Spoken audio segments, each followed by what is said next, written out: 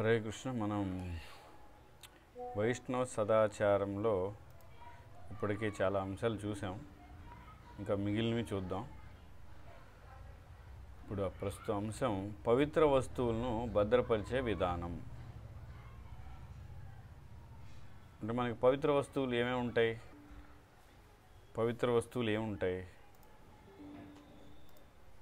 పుస్తకాలు, జపమాలలు, కరతాళ్ళు, మృదంగం, ఇంకా ఆరతి ఇచ్చేటువంటివి, చామర, ఇవన్నీ కూడా పవిత్రమైన వస్తువులే. ముఖ్యంగా మనం ఆరతి అవన్నీ కూడా అది విడిగా చూస్తాం. ఇక్కడ పుస్తకాలు, జపమాలలు, కరతాళ్ళు, వీటన్నిటి గురించి, వీటిని ఎలా భద్రపరచాలి, ఇంకా చిత్రపటాలు, భగవంతుడివి లేదా ఆచార్యుల చిత్రపటాలు, ఇవన్నీ మరి వీటిని ఎలా చూసుకోవాలంటే పూజా సామాగ్రి ఎలా అయితే మనం అంటే చామర ఇవన్నీ జాగ్రత్తగా మన కాళ్ళకు తగలకుండా గౌరవంతో ఎప్పటికప్పుడు శుభ్రపరుస్తూ ఎలా చూసుకుంటామో పూజా సామాగ్రి లాగానే ఈ జపమాలని, పుస్తకాలని, కరతాళ్ళని కూడా. అందుకే ఎప్పుడు కూడా వీటిని మనం కాళ్ళు పెట్టేటువంటి ప్రదేశంలో, మనం కూర్చొనే ప్రదేశాల్లో వీటిని ఉంచకూడదు. జపమాలను కూడా నేల మీద పెట్టడం, లేదా కరతాళ్ళని కూడా నేల మీద మనం నడిచే దగ్గర పెట్టడం, లేదా నేరుగా మృదంగాన్ని కూడా కింద అక్కడ పెట్టేయడం, లేదా ఒకవైపు కింద ఉండేటట్టుగా పెట్టేయకూడదు. అంటే మన కాళ్ళు తగిలే విధంగా, అంటే మన కాళ్ళ మట్టి పడుతుంటుంది, అక్కడే మళ్ళీ మృదంగాన్ని కొంతమంది భక్తులు ఇట్లా పెట్టేస్తారంట, ఇలాగా అలా పెట్టకూడదు. ఇంకా పాదాలకి తాగకూడదు. ఒకవేళ ఎప్పుడైనా మన కాళ్ళు కరతాళ్ళు కానీ పుస్తకాన్ని తాగితే వెంటనే వాటికి మనం ప్రణామం చేయాలి. వాటిని తాకి కుడి చేతితో తాకి ప్రణామం చేయాలన్నమాట. గౌరవప్రదంగా ఉండాలి. ఇంకా పుస్తకాలు, భక్తులు, ప్రసాదం, భగవంతుడికి అర్పించినటువంటి పూలు, ఇవన్నీ కూడా పవిత్రమైనవే. ఇంకా భగవంతుడికి అర్పించిన వస్త్రాలు, వీటన్నిటితో కూడా ఇదే వ్యవహారం ఉండాలి మనకి. ఇంకా వాటిని ఎప్పుడు కూడా ఇటువంటి వస్తువుల్ని మనం దాటకూడదు. అంటే వాటి పైగా నడవడం, ఉదాహరణకి పవిత్రమైందంటే ప్రసాదం యొక్క బకెట్లు కానీ ఇవన్నీ కూడా ఉంటాయి కదా, ప్రసాదం మీదుగా దాటడం, లేదా ఈ వస్తువులు కరతాళములు, మృదంగాల మీదుగా దాటడం, అంటే జనాలు ఉన్నారు కాబట్టి మృదంగాన్ని దాటుకుంటూ వెళ్ళడం, ఇలాంటివి దాటి వెళ్ళకూడదు. వీటన్నింటిని కూడా శుభ్రంగా ఉంచాలి.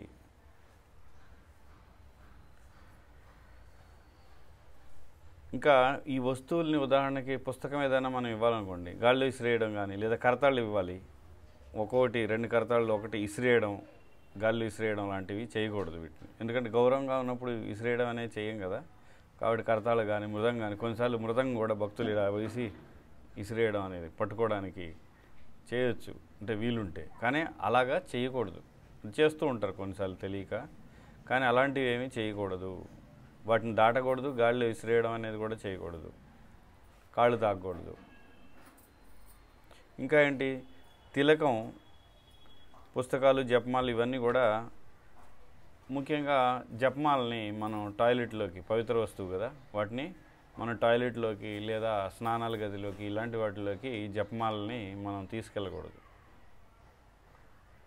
ఇంక మిగతావి కూడా ఏదైతే తిలకం కూడా పెట్టుకునే తిలకం కానీ జపమాలలు కానీ ఆ ప్రదేశాలకి మనం తీసుకెళ్లకుండా ఉండాలి. పుస్తకాలు ఇవన్నీ. ఇంకా చిత్రపటాలు ఏవైతే ఉన్నాయో వాటిని చాలా గౌరవంగా మనం చూసుకోవాలి. ఒకవేళ అవి కానీ పాడైపోతే లేదా కొన్నిసార్లు చెదలబడతాయి పుస్తకాలు, అంటే చిత్రపటాలకు లోపల ఉన్న పేపర్ కానీ లేదా పుస్తకాలు కానీ, అప్పుడు సగం అంటే మనం ఉపయోగించలేకుండా తయారవుతాయి కదా ఫోటోలు కానీ, లేదంటే పుస్తకాలు కూడా కొన్నిసార్లు పేపర్లు తినేసి వాటిని ఏం చేయాలంటే ఇంకా అగ్నికి ఆహుతి ఇచ్చేయాలి, అంటే అగ్నిలో కాల్చేయడం, లేదంటే పారే ప్రవాహంలో వదిలేయడం, నదుల్లో లేదా సముద్రాల్లో ఇలాగా. ఇంకా పవిత్రమైన వస్తువులు ఏంటి, మనకి కొంతమంది హరినామ చాదరు, హరినామం ఉన్న బట్టలు, టీషర్ట్లు ఇవన్నీ వేసుకుంటారు. అలా ఉన్నప్పుడు వాటిని జాగ్రత్తగా మనం ఉతికి పక్కన పెట్టాలి తప్ప హరినామం ఉన్నటువంటి రాసినటువంటి పేపర్లను కానీ లేదా మన యొక్క దుస్తులు కానీ ఇష్టం వచ్చినట్టు నేలపైన విసిరేయకూడదు. మరి దానిపైన హరినామం కూడా ఉంది కదా, హరినామం పట్ల గౌరవం మనకు ఉంది కాబట్టి విసిరేయకూడదు. అందుకని ఏంటంటే మంచి అలవాటు ఏంటంటే హరినామం ఉన్న వస్తువులు ఎక్కువగా మనం సేకరించడం అంత మంచిది కాదు. ఏదైనా ఉదాహరణకి ఉత్తరీయం ఒకటి ఉందనుకోండి, పర్లేదు, అదొకటే. ఏదైనా కీర్తన లేదా బయటికి వెళ్ళినప్పుడు వేసుకుంటాం, మళ్ళీ ఉతికి పక్కన పెడతాం. కానీ షర్టు, టీషర్ట్లు అన్నిటిపైన హరినామం ఉంటే వాటిని ఉతికి అప్పుడప్పుడు కింద పడేస్తూ ఉంటాం కాబట్టి అన్నిటిపై లేకుండా ఉండడం మంచిది. ఇంకా మందిరంలో మనం ప్రణామం చేస్తున్నప్పుడు చాలామంది చేసే తప్పు ఇది ఏంటి, జపసంచి కింద తగులుతూ ఉంటుంది, అది మెడలోనే ఉంటుంది, వాడు ప్రణామం చేస్తాడు, ఈ కింద పడిపోతూ ఉంటుంది ప్రణామం చేస్తున్నప్పుడు. లేదా కొంతమంది చేత్తో పట్టుకొని ప్రణామం. వీటన్నిటికంటే మంచిది ఏంటంటే జపసంచిని పక్కన ఎక్కడైనా ఉంచి ప్రణామం చేసిన తర్వాత మళ్ళీ దాన్ని తీసుకొని మనం మన దగ్గర ఉంచుకోవడం మంచిది, మంచి అలవాటు.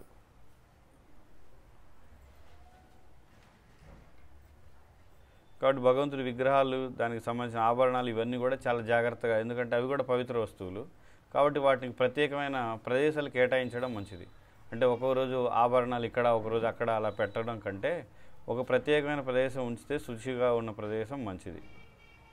ఒకవేళ ఆభరణాలను మనం తాకాల్సి వస్తే ఏం చేయాలి? భగవంతుడి ఆభరణాలని లేదా పూజా సామాగ్రి మొట్టమొదట, అప్పుడే కాదు మనం వంటగదిలోకి వెళ్ళినా కూడా మొట్టమొదటి చేయవలసింది, లేదా ఏ సేవకైనా వెళ్ళినప్పుడు మొట్టమొదటి మనం చేయవలసింది మన చేతులు కడుక్కోవడం. అది చివరికి ప్రసాదం వడ్డించడమైనా సరే, భక్తులకు ప్రసాదం వడ్డించాల్సి వచ్చినా, ఏదైనా సేవకి వెళ్ళినప్పుడు మందిరానికి వెళ్ళగానే మొట్టమొదటి, అందుకే మనం ఏం చేస్తాం, కాళ్ళు చేతులు కడుక్కొని గుడి లోపలికి ప్రవేశిస్తాం. కాబట్టి ఆ విధంగా చేతులు కడుక్కొని వడ్డించడం, లేదా భగవంతుడి ఆభరణాలు కానీ, లేదా జపమాల, మనం జపం చేసే సమయంలో కూడా అదే చేయాలి. ఏం చేయాలి? చేతులు కడుక్కొని జపం చేయడం అనేది మొదలు పెడతాం.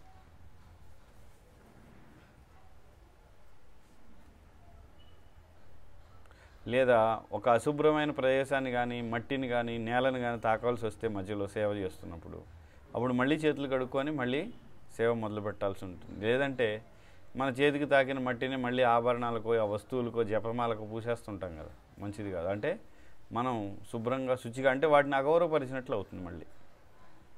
కాబట్టి ఇవే కాకుండా కృష్ణుడికి సంబంధించినవి ఇంక ఏ వస్తువులైనా సరే, ఏవైనా ఆరతి కానీ, లేదా రథం కానీ, ఉదాహరణకి జగన్నాథుడి రథం, మనం రథయాత్ర చేస్తుంటాం, లేదా భగవంతుడికి పల్లకి ఉండొచ్చు, లేదా భగవంతుడికి సంబంధించిన ఉయ్యాలు ఉండొచ్చు. కొన్నిసార్లు మనం ఉయ్యాల చేస్తాం కదా, ఉయ్యాల్లో వేసి ఊపడం అనేది కొన్ని మందిరాల్లో. ఆ ఉయ్యాలను కానీ వీటన్నింటిని కూడా ఎప్పుడు కూడా గౌరవంగానే చూడాలి. ఇంకా వస్తువుల్ని జాగ్రత్తగా వాడాలి, అంతేగాని ఇష్టం వచ్చినట్లు వాడడం. అంటే ఇష్టం వచ్చినట్లు అంటే అనేక వనరులు కూడా ఉన్నాయి, నీళ్లు ఉన్నాయి మనకి, నీటిని కూడా ఇష్టం వచ్చినట్టు వాడకూడదు. అవన్నీ కూడా భగవంతుడు ఇచ్చినవే. కాబట్టి ఎంతైతే అవసరమో అదేవిధంగా పల్లకి కానీ, ఉయ్యాలు కానీ, పుస్తకాలు కానీ, కరతాళ్ళు కానీ అవసరం లేకుండా ఊరికే, అంటే మనం కీర్తన చేయకుండా కొన్నిసార్లు కరతాళ్ళు ఏం చేస్తారు, ఊరికే అలా సరదాగా వాయిస్తూ ఉంటారు. అది కూడా మంచిది కాదు, సరదాగా వాయించడం. మనం నేర్చుకోవడానికి వాయిస్తే పర్లేదు, అంటే కరతాళ్ళ సాధన చేయడానికి. అది కూడా ముఖ్యంగా కరతాళ్ళు కానీ ఇలాంటివి సాధన ఎవరైనా చేయాల్సి వస్తే భగవంతుడి విగ్రహాల ముందర సాధన చేయకూడదు. ఎందుకంటే విగ్రహాల ముందర ఖచ్చితంగా హరినామం కీర్తనతోనే కరతాళ్ళు ఉండాలి. అంటే కేవలం కరతాళ్ళు వాయించడం అనేది భగవంతుడి ముందర చేయకూడదు. కాబట్టి అది మనం విడిగా పక్కన దూరంగా వెళ్ళి కరతాళ్ళ సాధన చేసుకోవచ్చు. ఇక వ్యక్తిగత అలవాట్లు. ఇప్పటివరకు భగవంతుడి పవిత్రమైన వస్తువుల గురించి చూసాం. వ్యక్తిగత అలవాట్లు అంటే మనం ఏ అలవాట్లు ఎలా ఉండాలి, మనం అంటే ప్రతి సాధకుడికి కూడా మనం చేసే దైనందిన జీవితం ఎలా ఉండాలి అంటే, మొట్టమొదటి ఏంటి, ఆధ్యాత్మిక జీవితం పట్ల ఎవరికి ఎక్కువ శ్రద్ధ ఉంటుందో వారు తప్పనిసరిగా బ్రహ్మముహూర్తంలో నిద్ర లేవాలి. ఇది చాలా ముఖ్యమైనది. బ్రహ్మముహూర్తం ఎప్పుడు? సూర్యోదయానికి గంటన్నర ముందల ఉంటుంది. గంటన్నర ముందల బ్రహ్మముహూర్తం ఉంటుంది. ఆ సమయంలో ఖచ్చితంగా మేలుకొని ఉండాలి. స్నానం అనేది కనీసం మొదలు పెట్టాలి. అంటే పళ్ళు తోముకోవడం, స్నానం చేయడం, లేదా అవి ముందలే పూర్తి చేసుకుంటే మంగళారతి లేదా జపం ఈ కార్యక్రమాల్లో ఉండాలి తప్ప, బ్రహ్మముహూర్త సమయంలో నిద్రపోయేవాడు ఆధ్యాత్మికంగా దాదాపుగా మరణించినట్లే, ఆధ్యాత్మికంగా మృతి చెంది ఉన్నట్లే. అంటే ఆధ్యాత్మిక పురోగతి కానీ ఆధ్యాత్మిక జీవం అనేది లేనట్లు చెప్పాలంటే. బ్రహ్మముహూర్తంలో నిద్ర లేకపోతే, ఎప్పుడైనా ఆరోగ్యం బాగలేనప్పుడు పర్లేదు, కానీ రోజు ఇక ఆ సమయంలో నిద్రపోయేవాళ్ళు, మీ కారణం ఏదైనా కావచ్చు. కొంతమంది ఏమంటారంటే భక్తులు, మాకు ఉద్యోగంలో రాత్రి 12ంటికి వస్తారు. నిజంగానే వస్తారు వాళ్ళు, 11:30, 12, 1 అవుతుంది. ఇంకా అలా ఉన్నప్పుడు వాళ్ళకి ఆధ్యాత్మిక జీవితం ఇంకా లేనట్లే. మరి నా పరిస్థితి అలా ఉంది, నేనేం చేయనంటే మార్చుకోవడానికి ప్రయత్నం చేయాలి. ఒకవేళ అలా ఆలస్యంగా వచ్చినా కొంతమంది భక్తులు ఏం చేస్తారంటే, ఎంత ఆలస్యమైనా బ్రహ్మముహూర్తం నిద్రలేచి మంగళారతి అవన్నీ చేసుకొని కావాలంటే తర్వాత మళ్ళీ పండుకునేవాళ్ళు కొంతమంది ఉంటారు. ఎలాగే చేయొచ్చు. కాబట్టి ఏంటంటే మనసు ఉంటే మార్గం ఉంటుంది. కాబట్టి నేను లేటుగా వస్తున్నాను కాబట్టి నేను నిద్ర లేవను అంటే కుదరదు. అంటే ముఖ్యంగా ఆధ్యాత్మిక పురోగతి కావాలనుకునే వాళ్ళకి సూర్యోదయానికి గంటన్నర ముందు సమయాన్ని బ్రహ్మముహూర్తం అంటారు. ఈ సమయంలో ఆధ్యాత్మిక వ్యాసంగం అంటే రోజులో ఇతర సమయాల్లో చేయడం కంటే, అంటే ఆధ్యాత్మిక సాధన చెప్పాలంటే ఇతర సమయాలు చేయడం కంటే ఈ సమయంలో చేయడం వలన దాని ఫలితం, దాని ప్రభావం మన పైన. ఎందుకంటే మీరే ఆలోచించండి, ఉదయం లేవకుండా మనం ఉదయం లేచిన వెంటనే స్నానం చేసి తినేసాం కాబట్టి మన మనసు దేనిపైన వెళ్తుంది, ఏం టిఫిన్ ఏంటి అని అది ఆలోచిస్తుంది. కానీ అలా కాకుండా ఉదయం లేవగానే మంగళారతి జపం ఇవి అయితే ఏమవుతుంది, కృష్ణుడి గురించి ఆలోచిస్తుంది మనసు. కాబట్టి ఉదయం లేవగానే కృష్ణుడి గురించి ఆలోచించడం మంచిదా, లేదా తినడం, లేదా ఎక్కడికి వెళ్ళాలి, ఎంత సంపాదించాలి అని ఆలోచించడం మంచిదా? కాబట్టి ఉదయాన్నే ఖచ్చితంగా బ్రహ్మముహూర్తంలో సాధన అనేది చాలా ముఖ్యం. మంగళారతి ఇవన్నీ దీనికి సంబంధించి భాగవతంలో కూడా 3వ స్కందం 20వ అధ్యాయం 45వ శ్లోకంలో కూడా రాశారు. ఏది బ్రహ్మముహూర్తం గురించి. కావాలంటే అక్కడ కూడా చదువుకోండి. కాబట్టి మనం నిద్ర లేచిన వెంటనే మొట్టమొదటి చేయాల్సిన పని ఏంటి, పళ్ళు తోముకోవడం. కొంతమంది భక్తులకి సందేహం ఉంటుంది, ఏంటి మేము ఆరోగ్యం బాగలేనప్పుడు స్నానం చేయలేం కదా, ఉదాహరణకి జ్వరం వచ్చినప్పుడు స్నానం చేయలేం, కాబట్టి ఉదయం నిద్ర లేచి పళ్ళు తోముకొని జపం చేసుకోవచ్చు, తప్పేం లేదు. ఎందుకంటే ఆరోగ్యం బాగలేదు కాబట్టి. అంతా బాగుంటే స్నానం చేయాలి. తర్వాత వీలైతే చన్నీటి స్నానం చేయడం చాలా మంచిది. ఎందుకంటే ఆధ్యాత్మిక సూక్ష్మ శరీరానికి చాలా మంచిదంట చన్నీటి స్నానం. కానీ కొంతమందికి కుదరదు, అనారోగ్యం వలన చన్నీళ్ళు పడకపోవడం, లేదా తుమ్ములు రావడం, లేదా ఎలర్జీ, లేదా ఇంకేదైనా ఒళ్ళు నొప్పులు, ఇలాంటి ఇబ్బంది ఉంటే నులివెచ్చని నీళ్ళు, గోరువెచ్చని నీళ్ళతో చేయొచ్చు. కానీ ఎక్కువ విపరీతంగా కాలే నీళ్ళు ఇట్లాంటివన్నీ చేయడం అనేది అంత మంచిది కాదు శరీరానికి. మీద మనకి ఏదైనా ఇబ్బంది ఉంటే, ఉదాహరణకి ఒళ్ళు నొప్పులు ఉంటే అప్పుడు కొంచెం వేడి నీళ్ళు చేయొచ్చు. లేదంటే చన్నీళ్ళు స్నానం చేయడం అనేది చాలా శ్రేయస్కరం. తప్పనిసరిగా స్నానం చేయాల్సిన సందర్భాలు కొన్ని ఉంటాయి. మనం అంటే కొన్ని పనులు చేసిన వెంటనే స్నానం చేయాల్సి ఉంటుంది. ఏంటి, నిద్ర లేచిన వెంటనే స్నానం చేయాలి. ఒకవేళ పగలు కూడా గంట కంటే, అంటే ఇంకా చెప్పాలంటే ఖచ్చితంగా చెప్పాలంటే 48 నిమిషాలు కంటే ఎక్కువ నిద్రపోతే ఖచ్చితంగా పగలు అయినా సరే స్నానం చేయాలి మళ్ళీ. ఎందుకంటే మనలో తమో గుణం ప్రవేశిస్తుంది. ఒక 15 నిమిషాలు 20 నిమిషాలు నిద్రపోతే పెద్ద ఇబ్బంది ఏం లేదు, ఒక అరగంట లోపు. కానీ 48 నిమిషాలు 50 నిమిషాలు దాటిందంటే మాత్రం ఖచ్చితంగా స్నానం చేయాలి. ఇంకా మల విసర్జన తర్వాత స్నానం చేయాలి. ఎక్కువ విపరీతంగా చెమట పట్టేసి ఉన్నప్పుడు మనం ఏదైనా సేవకి, భగవంతుడి సేవకి వెళ్తే అప్పుడు కూడా స్నానం చేసి వెళ్ళడం మంచిది. ఉదాహరణకి బయట బాగా తిరిగి వచ్చి ఉంటాం, వెంటనే వంట చేయడానికి వెళ్ళే కంటే స్నానం చేసి వంట చేయడం మంచిది. లేదా జపం చేయాలనుకున్నాం, తిరిగి వచ్చినప్పుడు ఒక రకమైన చిరాకు ఉంటుంది మనకి, వెంటనే కూర్చొని జపం చేసే కంటే స్నానం చేసి ప్రశాంతంగా జపం చేయడం. ఇంకా అదే శ్మశానానికి లేదా శవాన్ని చూడడానికి కానీ ఇటువంటి ఏదైనా మనం కార్యక్రమాలు ఉంటే కూడా ఖచ్చితంగా స్నానం చేయాలి. ఇంకా ఇతర ఏవైనా కలుషిత, అంటే ఉదాహరణకి ఏదైనా ఒక పామునో లేదా ఇంకా జీవునో చంపడం, వాటిని మనం చనిపోయిన ఎలికని పట్టుకొని బయట వేయడం ఇలాంటివి ఏదో చేస్తుంటాం కదా కొన్ని. అంటే దానివల్ల మన శరీరానికి కూడా మన చుట్టూ ఒక వాసన ఏర్పడడం లాంటిది, లేదా అశుచి ఏర్పడడం జరిగినప్పుడు కూడా మనం స్నానం చేయాల్సి ఉంటుంది. ఇంకా వీటితో పాటు ఇంకా మైథునం చేసినప్పుడు కూడా, మైథునం తర్వాత కూడా స్నానం ఖచ్చితంగా చేయాలి. ఇక శారీరక శుభ్రత శుచులు తప్పక పాటించాలి. ఇవన్నీ కూడా వ్యక్తిగత అలవాట్లలో చాలా ముఖ్యమైనది. ఏంటంటే సమయం, ఉదయం మంగళారతి ఇవన్నీ, తర్వాత శుచిత్వం, అంటే శుచి అంటే స్నానం చేయడం శుచిత్వం. ఈ శుచిత్వం మళ్ళీ ఎలా ఉంటుంది, 2 రకాలు. ఒకటి శారీరక శుచిత్వం అంటే దేహానికి, రెండోది ఏంటి ఆత్మకి.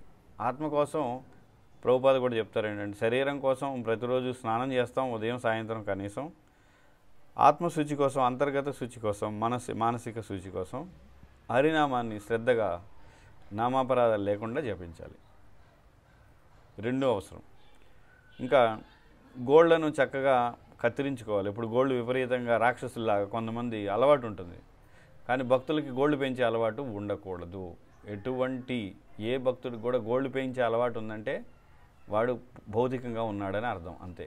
అది ఒక్క గోరైనా సరే. కొంతమంది అంటారు ఒక్క గోరే ఇంత పొడుగు పెంచుకో, అది అంత కుదరదు. అలా ఏ గోళ్ళు పెంచే అలవాటు ఉండకూడదు. కాబట్టి గోళ్ళు పెంచిన తర్వాత, కత్తిరించిన తర్వాత అవి ఒక ఏదైతే చెత్త కుండీలోనే ఇంకెక్కడో వేయాలి తప్ప ఎక్కడంటే అక్కడ వదిలేయకూడదు. పళ్ళని కూడా శుభ్రంగా ఉంచుకోవాలని, అంటే మన పళ్ళని శుభ్రంగా ఉంచుకోవాలని రూపగోస్వామి కూడా ఉపదేశించారు. అంటే చాలా ముఖ్యం అన్నమాట. అంటే దంతధావనం అంటారు. తర్వాత మూత్ర విసర్జనకి వెళ్ళిన తర్వాత మనం ఎలాగా కాళ్ళు చేతులు కడుక్కోవాలి మూత్ర విసర్జన అయితే. అదే మల విసర్జన తర్వాత అయితే ఖచ్చితంగా సబ్బుతో చేతులు కడుక్కోవాలి, స్నానం కూడా చేయాల్సి ఉంటుంది. బ్రాహ్మణ దీక్ష తీసుకున్న వాళ్ళు మలమూత్ర విసర్జనకి వెళ్ళినప్పుడు వాళ్ళ యొక్క యజ్ఞోపవీతాన్ని కుడి చెవికి చుట్టుకోవాల్సి ఉంటుంది. కుడి చెవికి. ఆ విధంగా ఎందుకని అలా అంటే కుడి చెవిలో గంగా ప్రవాహం ఉంటుంది ఎవరైతే గాయత్రి చేస్తారో వాళ్ళకి. కాబట్టి గంగా ప్రవాహం ఉంటుంది కాబట్టి అక్కడ చుట్టడం వలన అది అపవిత్రం కాదు అనేది దాని వెనకాల ఉన్న కారణం. ఏది యజ్ఞోపవీతం కుడి చెవికి చుట్టుకోవడంలో. మరి చాలామందికి సందేహం వస్తుంది, అయితే గాయత్రి చేయని వాళ్ళకి గంగా ప్రవాహం ఉండదుగా కుడి చెవిలో అని. కాబట్టి దాని గురించి ఎక్కువ ఆలోచించే అవసరం లేదు. ఎందుకంటే మీరు గాయత్రి చేయట్లేదు కాబట్టి మీకు ప్రవాహం అవసరం లేదు, యజ్ఞోపవీతం ఎలాగూ లేదు. కాబట్టి దాని గురించి ఎందుకు ఆలోచిస్తారు? కనుక మరి గాయత్రి చేయని వాళ్ళకి మనం శుద్ధి పొందలేమా? గాయత్రి చేసిన వాళ్ళే బ్రాహ్మణులు అయ్యి గోలోకం వెళ్తారా అంటే కాదు. హరినామం చేసేవాళ్ళు ఎవ్వరైనా కృష్ణుని ప్రేమని పొందడానికి అర్హత కలిగి ఉంటారు. కాబట్టి గాయత్రి మంత్రం అనేది కేవలం బయట సామాన్య బ్రాహ్మణులకు కూడా చెప్పడానికి ఏంటి, మా భక్తులు కూడా మీకంటే ఏమి తక్కువ కాదు, మీకంటే ఉన్నతమైన వాళ్ళే, మీతో సాటి అయిన వాళ్ళే అని చెప్పడం కోసమే అది.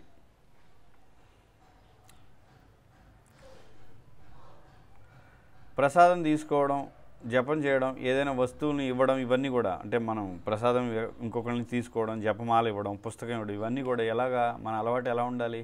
కుడి చేతితోనే ఇవ్వాలి, ఎడం చేతిని వాడకూడదు. ఎవరైనా ఇస్తున్నప్పుడు ఎడం చేతితో తీసుకోవడం కానీ లేదా వేరే వాళ్ళకి ఎడం చేతితో ఇవ్వడం కానీ చేయకూడదు. ముఖ్యంగా చాలామంది ఏం చేస్తారంటే జపం చేస్తున్న సమయంలో కుడి చేయి జపమాలలో ఉంటుంది, ఎడం చేతితో ఇవ్వడం తీయడం చేసుకుంటారు. అది తప్పు. కాబట్టి మీ జపమాల తీసి పక్కన పెట్టి కుడి చేతితో ఇవ్వడం, కుడి చేతితో తీసుకోవడం చేయాలి. ఇంకా చెప్పాలంటే అసలు జపమాల చేస్తున్నప్పుడు ఎందుకు ఈ పనులన్నీ చేయాలి? అసలు ఆలోచనలు ఎందుకు వస్తాయి? అది బోగస్ జపం అంటారు దాన్ని. ఏం జపం? బోగస్ జపం. అది సరైన జపం కాదుగా. ఒకవైపు జపం చేస్తున్నావా లేదా పనులు చేస్తున్నావు నువ్వు. కాబట్టి జపం మధ్యలో ఏ కార్యక్రమాలు చేయకూడదు. అదే అనుష్ఠానం అంటే, అదే సాధన అంటే. నువ్వు జపం చేయడానికి కూర్చొని జపం చేయి, లేదు జపమాల పక్కన పెట్టి సేవ చేయి. అంతేగాని జపం చేస్తాం సేవ చేస్తాం అంటే కష్టం. అలా చేయకూడదు. ప్రసాదం తీసుకునే ముందు కాళ్ళు చేతుల్ని నోటిని శుభ్రపరచుకోవాలి. ఇది దాదాపు అందరూ చేయకపోవచ్చు, ప్రతిసారి జరగకపోవచ్చు. ఒకవేళ ముఖ్యంగా ఇది ఎప్పుడంటే మనం బయట తిరిగి వస్తున్నప్పుడు, బాగా అలసిపోయి చెమట ఎక్కువ బట్టి ఇలా ఉన్నప్పుడు మాత్రం ఖచ్చితంగా చేయాలి. లేదా ఒకే ప్రదేశంలో కూర్చొని ఉంటే ప్రతిసారి ప్రసాదానికి ఉన్నప్పుడు, ఉదాహరణకి మనం మందిరంలో ఉన్నాం, మంగళారతి కీర్తన అంతా చేసి ప్రవచనానికి కూర్చున్నాం. అప్పుడు కూడా ప్రవచనం అయిపోయి మందిరాల్లోంచి బయటికి వెళ్ళి కాళ్ళు చేతులు కడుక్కొని ప్రసాదం అవసరం లేదు. కానీ బయట తిరిగి వస్తుంటే అలసిపోయి ఉంటే అప్పుడు మాత్రం ఖచ్చితంగా వీలైతే స్నానం చేసి ప్రసాదానికి కూడా కూర్చోవడం మంచిది. ఇంకొక ముఖ్యమైన విషయం ఏంటంటే ఇక్కడ లేదు కానీ అంటే చాలా ముఖ్యమైనది, మనకి ఎప్పుడైనా ఆకలి అవుతుంది, నిద్ర వస్తుంది అనుకోండి, అప్పుడు ఏం చేయాలి? చాలామంది చేసే తప్పు ఏంటో తెలుసా? ఆకలి అవుతూ నిద్ర వస్తే, ఆకలి అవుతుంది నిద్ర వస్తుంది కాబట్టి బాగా తినేసి నిద్రపోతారు. అది చాలా తప్పు, అది అస్సలు మంచిది కాదు. ఆకలి అవుతూ నిద్ర వస్తున్నప్పుడు మొట్టమొదటి నిద్రపోవాలి. విశ్రాంతి వచ్చినప్పుడు శరీరం ఆహారాన్ని అరిగించుకోవడానికి సిద్ధంగా ఉంటుంది కాబట్టి నిద్రపోయి లేచిన తర్వాత ఆహారం తీసుకోవాలి. లేదా బాగా రాత్రి అయినప్పుడు ఇక తర్వాత రోజు తీసుకోవడం అంతే. అంతేగాని తినేసి వెంటనే నిద్రపోవడం అనేది చాలా అంటే అసలు అనారోగ్యానికి కారణం అన్నమాట. అంతేకాదు ఎప్పుడైనా మనం ప్రసాదం తీసుకున్నా కనీసం గంట సేపు, ముఖ్యంగా 45 నిమిషాల పైన ఖచ్చితంగా కూర్చొనే ఉండాలి. కానీ పడుకోకూడదు. తిన్న వెంటనే 5 నిమిషాలకు 10 నిమిషాలకు పడుకుంటారు, అది అనేక అనారోగ్యాలకు కారణం అవుతుంది. కాబట్టి మన అలవాట్లు ఇలా ఉండకూడదు. ఇంకా నీటిని త్రాగిన తర్వాత చేతుల్ని కడుక్కోవడం ఇవన్నీ, అంటే మనం ఒకవేళ చేతులు అంటుకొని ఉంటే, ఉదాహరణకి గ్లాసు నోట్లో పెట్టుకొని అలా జరిగితే కడుక్కోవాలి చేయి ఖచ్చితంగా. ఎందుకంటే చాలామంది అంటారు, నేను గ్లాసును కదా నోట్లో పెట్టుకుంది, చేతిని ఏం చేయలేదు కదా. ఎప్పుడైతే మనం గ్లాసు ఈ చేయి తగులుతుందో నోటికి ఖచ్చితంగా కడుక్కోవాలి. అలా కాకుండా పైనుంచి పోసుకుంటే అవసరం లేదు, ఎత్తి పోసుకుంటే అవసరం లేదు. ఇంకా ప్రసాదం మనం తీసుకున్నప్పుడు ఉమ్మి వేయడం అనేది చేయకూడదు, మధ్యలో ఉమ్మి వేయడం ఉయ్యడం అనేది చేయకూడదు. ఇంకా నీటి మీద ఉమ్మకూడదంట, ప్రవహించే నీళ్ల పైన ఉయ్యకూడదు మనం. ముఖ్యంగా నీళ్లు, మురికి కాలువ అయితే అది వేరే విషయం, కానీ ప్రవహించే నీళ్లు, కాలువలు, నదులు ఇవన్నీ ఉంటాయి కదా, వాటిలో మనం ఉమ్మి వేయకూడదు నేరుగా. ఇంకా సన్యాసులైతే 3 సార్లు, గృహస్థులు బ్రహ్మచారులు అయితే కనీసం 2 సార్లు స్నానం చేయాలి రోజుకి. 2 సార్లు అంటే ఉదయం సాయంత్రం. సన్యాసులు అయితే మధ్యాహ్నం కూడా చేస్తారు.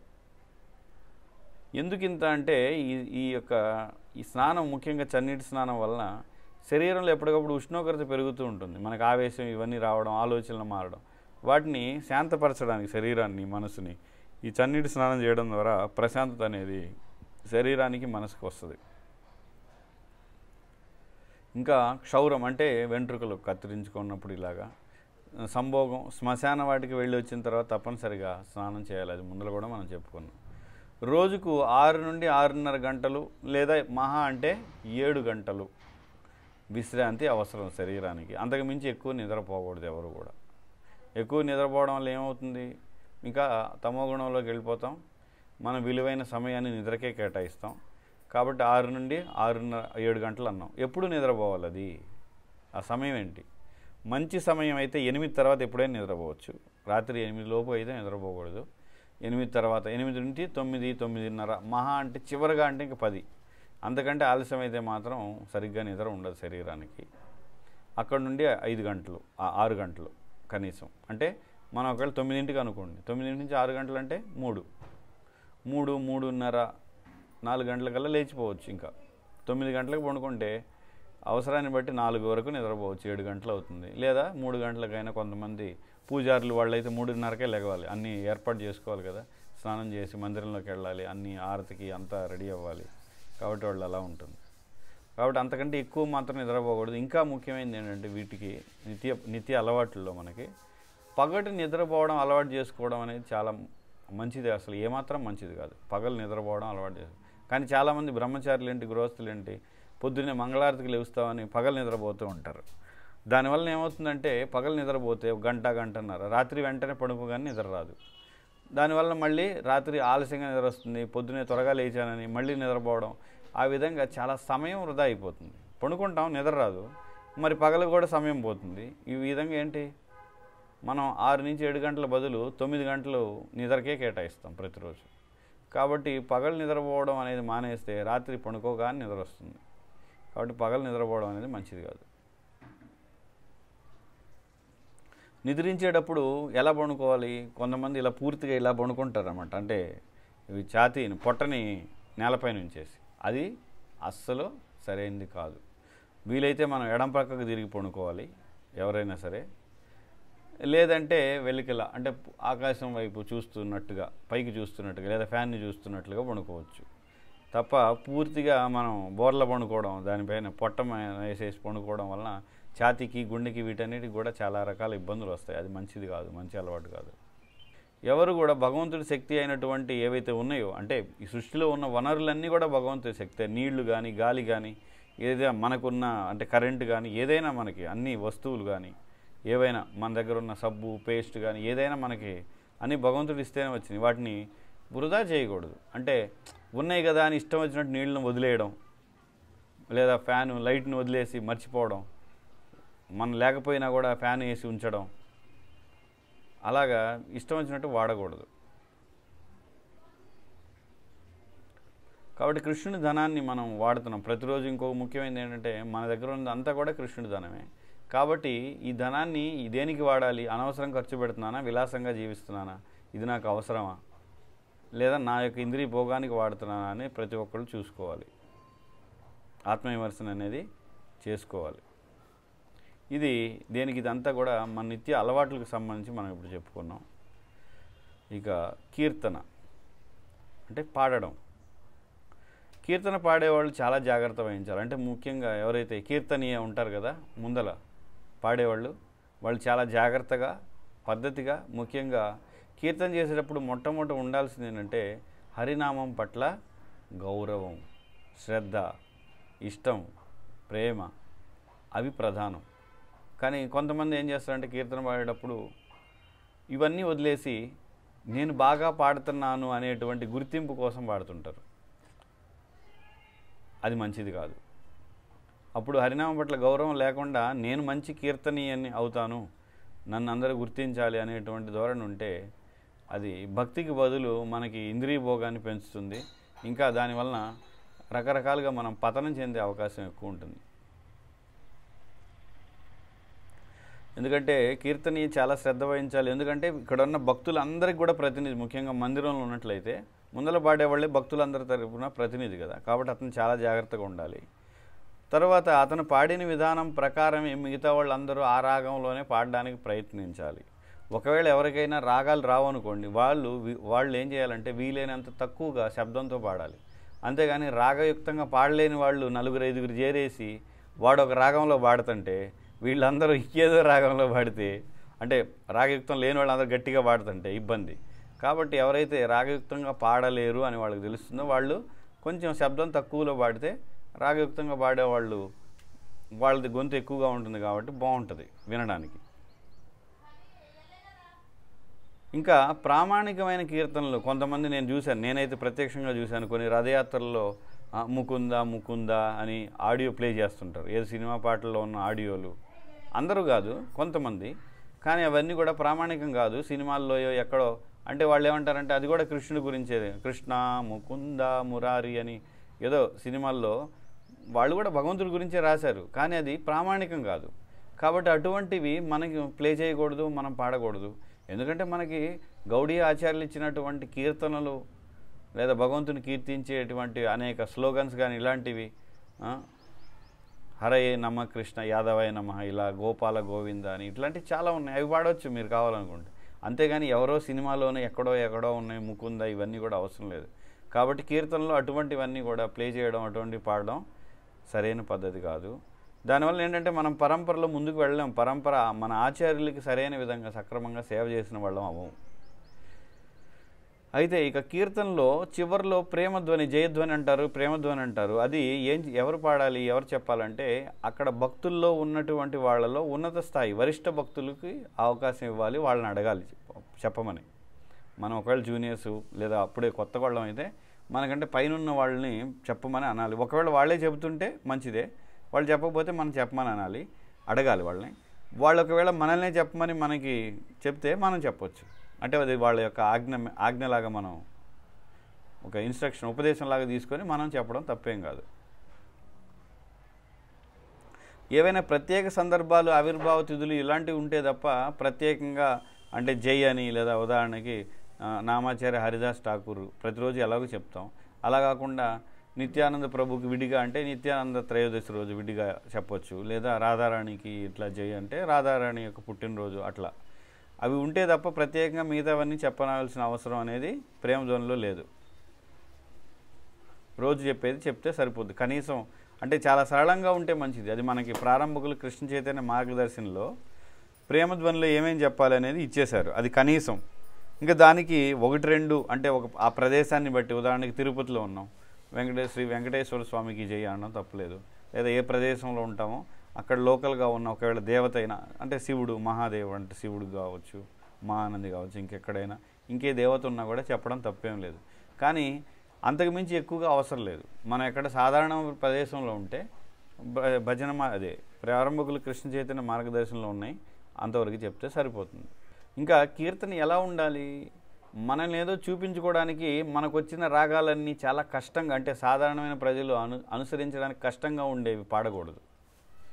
ఒకవేళ అలా పాడాలనుకుంటే బాగా వచ్చిన, అంటే బాగా పాడగలిగే వాళ్ళు 4-5 ఉండి వాళ్ళు కూర్చొని ఎన్ని రాగాలైనా పాడుకోవడం తప్పులేదు. కానీ సాధారణంగా ఎక్కువ మంది సాధారణమైన జనం ఉన్నప్పుడు అందరూ అనుసరించదగేవిగా ఉండాలి పాడేవి. అంతేగాని వాళ్ళకి కష్టంగా ఉంటే వాళ్ళు పాడలేరు, ఇంకా పాడేవాళ్ళకి కూడా ఉత్సాహం ఉండదు. ఇంకా అందులో వాయిద్యాలు చాలా ముఖ్యం. ఇది జాంగో బాంగోలు ఇవన్నీ కూడా రాక్షస భూతపేత పిశాచాలకి ఇష్టమైనటువంటివి, కాబట్టి అవి ఖచ్చితంగా ఉండకూడదు. ఆ జాంగో బాంగోలు ఉన్న కీర్తన పూర్తిగా రజోగుణం తమోగుణ కీర్తనలు మాత్రమే, అందులో ఏమాత్రం సాత్విక గుణం ఉండదు. కాబట్టి అక్కడ కరతాళు ఉండొచ్చు, మృదంగం ఉండొచ్చు, లేదా జేగంట అని ప్రభుపాద కొడతారు కదా అలాంటివి ఉండొచ్చు.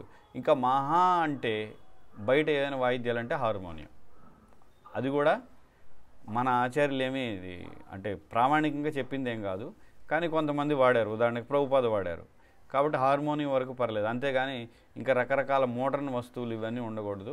కానీ సాంప్రదాయబద్ధమైన వస్తువులు కీర్తనలో ఏంటంటే వీణ ఉండొచ్చు, వేణువు ఉండొచ్చు, ఇంకా ఘటం ఉండొచ్చు, అదేవిధంగా కొన్ని రకాల గజ్జెలు ఉంటాయి, చిన్న చిన్న గజ్జెలు మోగిస్తుంటారు, అవి ఉండొచ్చు. ఇవన్నీ కూడా సాంప్రదాయబద్ధమైన వాయిద్యాలు. వీటన్నిటితోటి కీర్తన చేయొచ్చు, తప్పేం లేదు.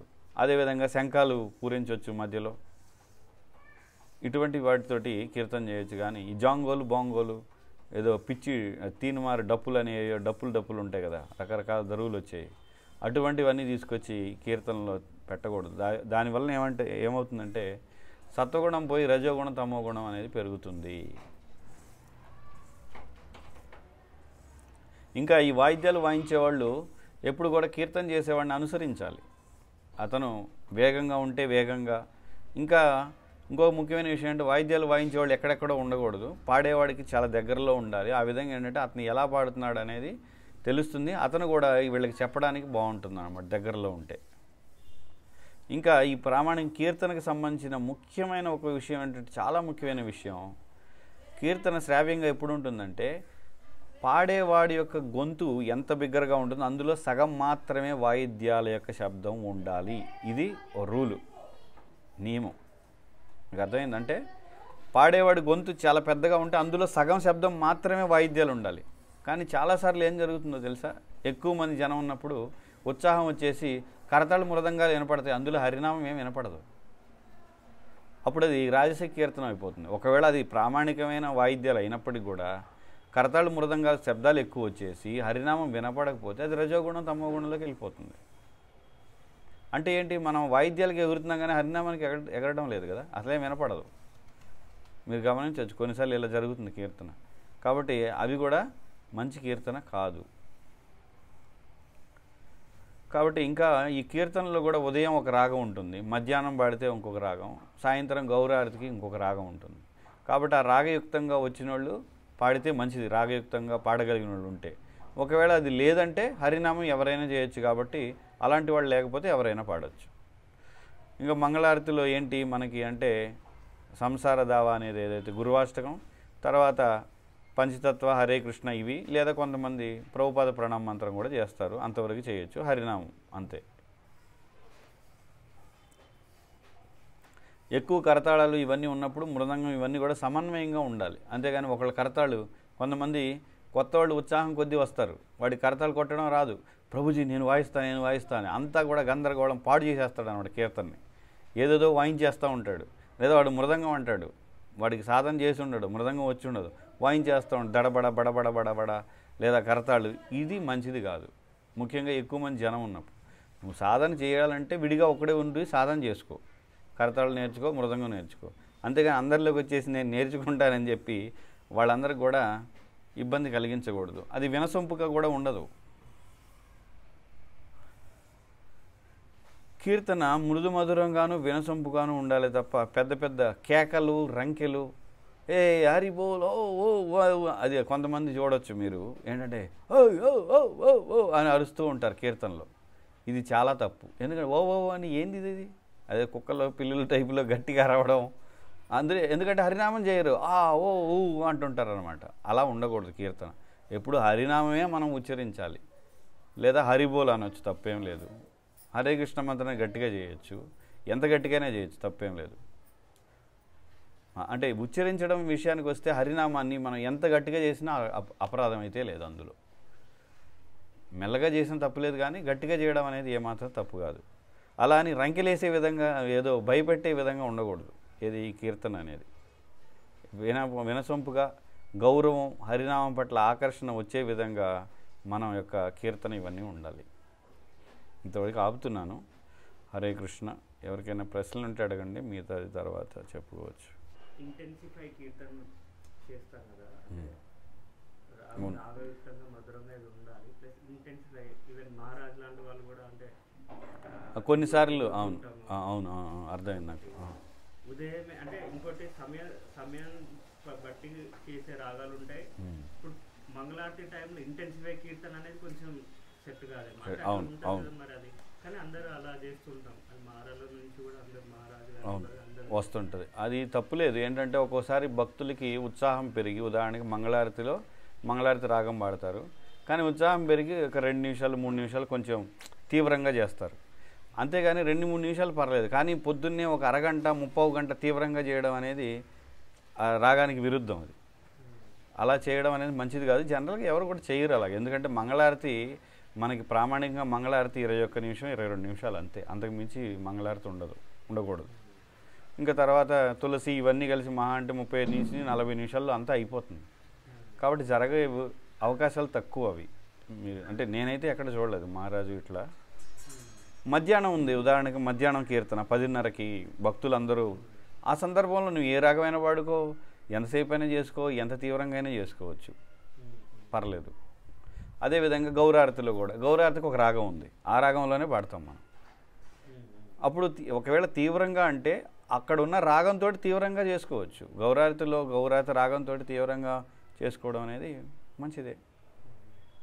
కొన్నిసార్లు ఎక్కువ సమయం అవుతుంది, సాయంత్రం గౌరారతి, అది పర్లేదు.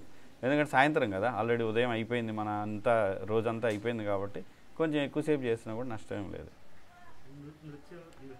నృత్యం గురించి మనకి తర్వాత వస్తుంది, ఇంకా అది వేరే, అది ఉంది సెపరేట్ సెక్షన్. అది అందుకే ఇప్పుడు ఓన్లీ కీర్తన గురించే మాట్లాడాం. కీర్తన చేసేటప్పుడు హరే కృష్ణ మంత్రం పైన ఏకాగ్రత ఉంచకుండా విఠల విఠల అని అరవడము, జగన్నాథ్ జగన్నాథ్ అని అరవడము, రాధా గోవింద రాధా గోవింద అని అరవడం, అవన్నీ చేస్తూ ఉంటారు మంత్రం చేయకుండా. అది ఎలాగా మరి? అంటే మంచి ప్రశ్నే. ఎవరైతే హరినామం పై కేంద్రీకరించకుండా కేవలం ఈ పదాలే అనేవాడు మాత్రం వాడి సరైన భక్తిభావం లేనట్లే, కేవలం ఇదే అంటే. కాకపోతే హరే కృష్ణ మంత్రం ఒక 15 నిమిషాలు 20 నిమిషాలు చేసిన తర్వాత అక్కడ వాళ్ళ మందిరంలో ఉన్నటువంటి రాధా గోవిందుల విగ్రహాలు ఉంటే రాధా గోవిందకి జై అని కానీ, లేదా అది పాండురంగం అంటే పండరిపూర్లో ఉంటే విఠలకి అన కానీ, అలా మధ్యలో ఎప్పుడైనా ఒకసారి అనడం అనేది తప్పేం కాదు. ఎందుకంటే అక్కడ ఉన్న విగ్రహం గుర్తొస్తుంది కాబట్టి సహజంగా చేయొచ్చు. కానీ అసలు హరినామే చేయకుండా ఎప్పుడు ఇలాంటివి అంటే కొంతమంది బ్యాచ్ ఉంటారు, నేను చూశాను కొంతమంది జై అని, జై ఇది బలరాం, అది జై నిత్యానంద్ అని, జై ఇట్లా పక్కన చెప్తూ ఉంటారు, కానీ వాడు కీర్తన చేయడు, మళ్ళీ హరే కృష్ణ కీర్తన పాడడం, ఇలాంటివన్నీ చేస్తుంటాడు. అది సరైన భావం అంటే సరైన భక్తి భావం కాదు. అది అది ఇప్పుడు ఒక వ్యక్తి పాడుతుంటారు అని చెప్తారు కదా, కీర్తనీయ అని. అవును, కీర్తనీయ పాడుతుంటారు. వాళ్ళు పాడేది మనకు రాకపోతే గట్టి గట్టిగా అరవడం, ఊరికనే పాడుతూ ఉంటే ఇంకా మీరు చెప్పినట్టు అది కొంచెం ఇబ్బందిగా ఉంటది కదా. అవును, కానీ ఎన్నిసార్లు చెప్పినా గమనించకుండా అలానే పాడుతూ ఉంటే ఎలాగా మరి దాన్ని? కొంతమంది ఉంటారు ఏంటంటే గట్టి గట్టిగా అరవడం ఇలా చేస్తుంటారు. అలాగా ఉండే వాళ్ళకి పక్కన ఉన్న వాళ్ళు కీర్తనీయ చెప్పలేడు, పక్కన వాళ్ళు వెళ్ళి అతనికి అర్థమయ్యేటట్టు పక్కకు తీసుకెళ్ళి చెప్పాలి, బాబు అక్కడ కీర్తన జరుగుతుంది, నువ్వు ఒక్కడే అరవడం వలన అందరూ నీ గొంతే వింటారు, అది వినడానికి ఏం వినసొంపుగా లేదు, కాబట్టి మీరు పాడండి, అలా అని గట్టిగా పాడొద్దు, కొంచెం నెమ్మదిగా శబ్దాన్ని తగ్గించి. అందుకే నేను ఇందాక చెప్పాను, ఎవరికైతే రాగయుక్తంగా రాదో వాళ్ళు కొంచెం శబ్దం తగ్గించి పాడితే మిగతా వాళ్ళకి ఇబ్బంది ఉండదు. ఇది వాళ్ళు అర్థం చేసుకోవాలి. ఒకవేళ అర్థం చేసుకోకుండా అయినా పాడుతున్నానంటే మనం వాళ్ళకి ఏం చెప్పొచ్చు అంటే, చివరిగా బాబు నువ్వేం చేయవసరం లేదు, అటు నిలబడి ఉండు, చేతితో కరతాళ్ళు వాయించు అంతే, మిగతాది విను, నువ్వు పాడొద్దని చెప్పేయాలి. ఎందుకంటే వాడు ఆగట్లేదు కదా, గట్టి గట్టిగా అరవడం చేస్తున్నాడు కాబట్టి. ఇంకా కొంతమంది కీర్తనీయ పాడేటప్పుడు వాళ్ళతో పాటు పాడడము, అది సరైనది కాదు. కీర్తనీయ ముందర కీర్తనీయతో కలిసి పాడకూడదు ఎప్పుడు. ఆయన పాడేది మనం వినాలి, మనం కలిసి తర్వాత అందరూ పాడాలి కోరస్ లాగా, అంతే తప్ప ఆయనతో పాడకూడదు. ఇంకా మంచిది కాదు అది కూడా. ఏదైనా ఇబ్బంది ఉండి పాడలేకపోతే, గొంతు ఇబ్బంది ఉంటే పర్లేదు, కానీ అలా కొంతమంది ఉంటారు, కొంతమంది అసలు పాడరు, అందరూ పాడుతున్నారు కానీ నేను వినడానికి వచ్చానంటారు. అది సరైన భక్తి భావన కాదు. మనం కీర్తన కూడా చేయడానికి వచ్చాం. శ్రవణం అనేది ప్రవచనాన్ని శ్రవణం చేస్తాం. కీర్తనలో ఉన్నప్పుడు అందరి తర్వాత కీర్తనీయ పాడినాక మనం కూడా పాడాలి. కొంతమంది ప్రేమధ్వనిలో భక్తిదేవి తులసిమారానికి, వృందదేవి తులసిమారానికి అని రెండు కలిపి చెప్తారు కదా, అది ఏమైనా తప్ప? అదేం పెద్ద భక్తిదేవికి అది పెద్ద అపరాధం ఏం కాదు, తప్పేం కాదు, అది ఓకే, పర్లేదు. అంటే దాన్ని మనం అంగీకరించవచ్చు, దానిలో తప్పు పట్టవలసిన అవసరం అయితే లేదు. ఇంకొకటి నితాయ్ గౌర ప్రేమానందే అండ్ గౌర ప్రేమానందే రెండు కూడా విడివిడిసి కూడా అంటారు కదా, అది కూడా అంతేనా? పర్లేదు, ఏం కాదు. నితాయ్ గౌర ప్రేమానందే అనొచ్చు, గౌర ప్రేమానందే అనొచ్చు, దానికి ఏం పెద్ద ఇబ్బంది ఏం లేదు. ఇంకా కొంతమంది నితాయ్ గౌర్ సీతానాథ్ ప్రేమానందే అని కూడా అంటుంటారు.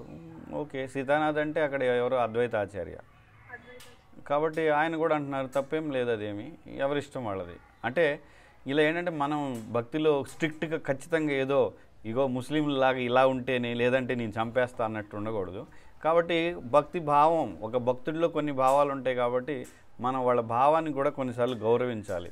లేదా కొంతమంది భక్తులకి జగన్నాథ్ అంటే ప్రత్యేకంగా ఇష్టం ఉంటుంది కాబట్టి ప్రేమధ్వనిలో వాళ్ళు జగన్నాథ్కి జై అని, లేదా ప్రభుపాద ట్రాన్సెండెంటల్ బుక్ డిస్ట్రిబ్యూషన్ అని, బీబీటీ ఆచార్య అని కూడా అంటుంటారు ప్రభుపాదని. అవన్నీ వాళ్ళ భావాన్ని బట్టి అది వాళ్ళని గౌరవించి దాన్ని మనం కూడా సంతోషంగా స్వీకరించాలి. వాళ్ళకున్న భక్తిని మనం కూడా అభినందించాలి. వాళ్ళకి ప్రభుపాద ఉన్న భక్తిని, ప్రభుపాద పట్ల ఉన్న భక్తిని అట్లా.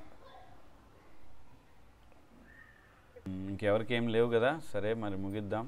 శ్రీ చైతన్య మహాప్రభుకి జై, శ్రీల ప్రభుపాదకి జై.